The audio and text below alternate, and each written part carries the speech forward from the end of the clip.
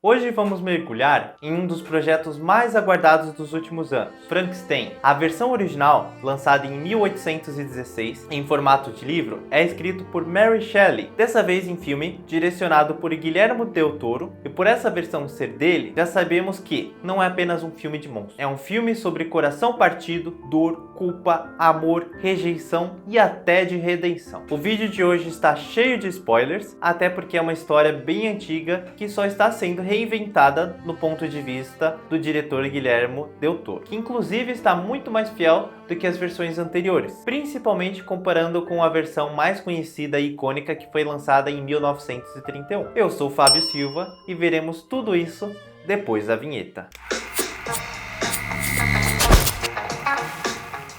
Del Toro fala desse projeto como um sonho de infância. Ele cresceu fascinado pela criatura, colecionou livros, artes, fez esboços, estudou a fundo cada detalhe. Porém, durante anos foi rejeitado por diversos estúdios, mas finalmente conseguiu lançar o título em parceria com a Netflix. Frankenstein não é uma história de horror, é uma história de tragédia. Não é sobre um monstro aterrorizando pessoas, mas sobre um ser que nasceu sem pedir. Foi rejeitado desde o primeiro minuto de vida e passa a existir preso entre a inocência e a raiva. No início do filme, acompanhamos a infância do Victor Frankenstein. Para quem não sabe, esse é o nome do cientista e não do monstro. Vemos a relação dele com a mãe, a perda que ele sofre ainda pequeno e a chegada do irmão mais novo. Tudo isso apresenta um Victor emocionalmente afetado e com uma sensibilidade que, em teoria, deveria explicar parte das escolhas que ele faz no futuro. Só que, apesar de bem construído, esse começo do filme ele não conversa com o que vemos no personagem adulto. O Victor, interpretado pelo Oscar Isaac, que por acaso é um ótimo ator, não carrega quase nada da personalidade construída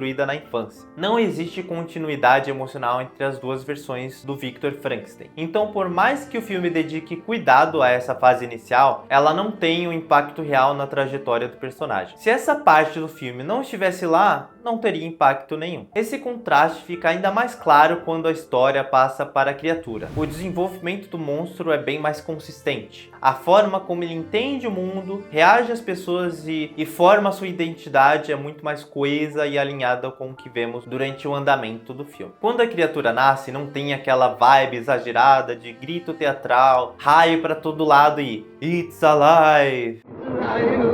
It's alive! It's alive! Del Toro transforma esse momento em algo mais triste. A criatura acorda como um bebê, perdida, vulnerável, e a primeira coisa que ele vê é o olhar horrorizado do próprio criador.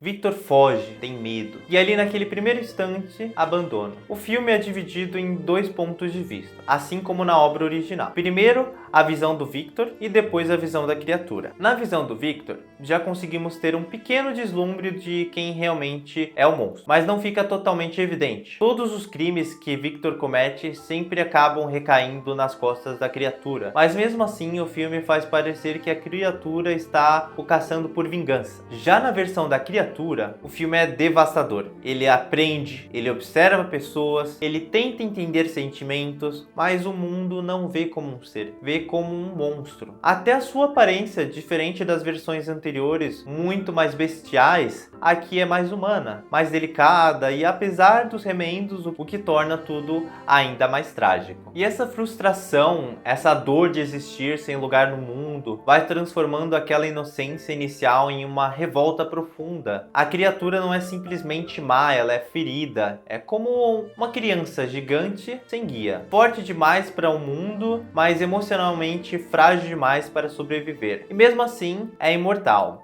Mesmo querendo morrer, ela não consegue. E aí que nasce a promessa da vingança. Não uma vingança vazia, mas uma cobrança. Você me trouxe ao mundo, agora me dê motivo para existir. Cannot die. And I cannot live alone. Me deu uma companhia. A criatura não queria matar Victor, apenas não queria se sentir mais sozinha no mundo. Enquanto isso, Victor vive fugindo da própria culpa, tentando seguir a vida, ignorar a sua criação, mas o passado o persegue, fazendo perder tudo o que ama por arrogância e principalmente por egoísmo. Mas no final, vemos os dois, criador e criatura, quebrando o ciclo do ódio, se perdoando por todo o mal que um fez para o outro. Victor, cheio de arrependimento, já não o chama mais de criatura, mas sim de filho. Forgive me, my son. E o ajuda a se perdoar para poder continuar a existir, dando um motivo para continuar a viver, que era o que ele queria desde o começo. É um final bem emocionante e principalmente poético, e particularmente eu gostei muito. Por mais que tenha alguns erros na construção e o filme ser longo, que é de 2h30, o tempo passa que você nem percebe. A atriz que faz a noiva do irmão mais novo do Victor, Mia Goth, interpreta bem, mas também não acrescenta muito à história. É relevante, mas esquecível. O romance entre Victor e ela também não achei que foi bem estruturado. Do mesmo jeito que vem, vai embora. Agora não tem como colocar defeito na fotografia do filme. Visualmente é impecável. Você pode pausar em qualquer momento, tirar um print que você vai ter um papel de parede. O orçamento de 120 milhões de dólares não foi à toa. As cenas no barco, no Polo Norte, são lindíssimas. Guillermo del Toro sempre faz um trabalho fantástico na parte gráfica dos seus títulos. Um dos filmes que eu mais gosto desse diretor é O Labirinto do Fauno, mas outros títulos também não perdem em nada na parte visual. É isso por hoje, obrigado por você que assistiu até aqui. Não se esquece de se inscrever no canal, deixar seu like, me conta aí, qual o melhor filme de Guillermo del Toro para você? Te vejo no próximo Sessão Pipoca. Tchau, tchau!